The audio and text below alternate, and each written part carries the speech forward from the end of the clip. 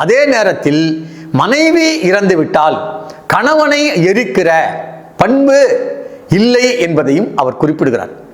எனவே இது ஒரு ஆணாதிக்க சமூகத்தின் செயல்பாடாக இது இருந்திருக்கிறதை நாம் பார்க்கிறோம்.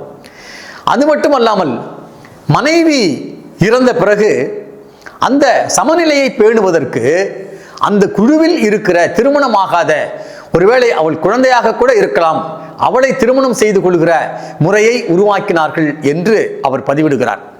ஒருவேளை கணவன் இறந்து அந்த பெண்ணை உயிரோடு வைத்தால் அந்த பெண் கைம்பெண் கொடுமையை அனுபவித்துக் கொண்டு இருக்க வேண்டும்.